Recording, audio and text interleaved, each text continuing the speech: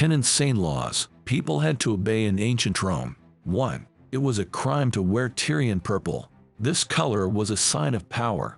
The elite didn't want to blend in with the crowd. The Tyrion purple dye came only from Phoenicia. It was obtained from shellfish. One purple toga required thousands of clams. 2. Women weren't allowed to cry at funerals. A Roman funeral was a special occasion. The deceased was carried through the streets and mourned. The number of mourners reflected the status of the person. Many hired professional mourners. They would literally tear their hair out in grief. As a result, funerals began to turn into performances, so women were entirely banned from crying. 3. Fathers were allowed to kill their daughters' lovers.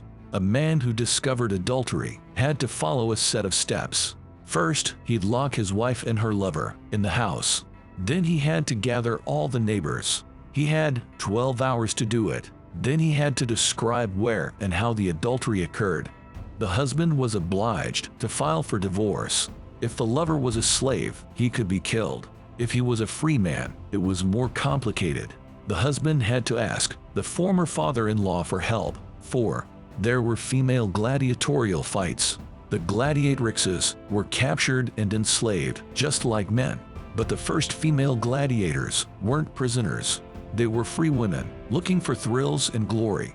They fought both staged and real battles. Men were forbidden to fight women. From 11 AD, women could become gladiators at the age of 20. Society often condemned them. 5. Prostitutes had to bleach their hair. In the Roman Empire, almost all women were brunettes. Blondes were considered barbarians. They usually were Gauls. This rule led to unexpected consequences. Roman women got jealous of blondes. They even made wigs out of the slaves' hair. 6. It was illegal to bury victims of lightning strikes. A lightning strike was considered Jupiter's wrath. The body also couldn't be lifted above knee level. The offenders were sacrificed to Jupiter. 7. A father could sell his children into slavery. However, this was a limited opportunity. If he sold his kids 3 times, he was stripped of parental rights. 8. Fathers also had the right to kill their whole family. Even after the kids left home, the rule remained. Girls were still afraid of their fathers after they married. Sons became independent only after their fathers died. This law was changed in the 1st century AD. Afterward, the father was only allowed to kill a family member for crimes. 9. Soldiers were paid in salt. Soldiers had to be worth their weight in salt. The word salary is derived from the Latin word salarium. It's also related to the word salt in Latin.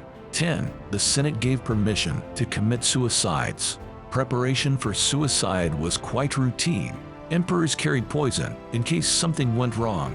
Sick people were encouraged to end their agony. Soldiers, runaways, and slaves were forbidden to commit suicide. At one point, it became a formality.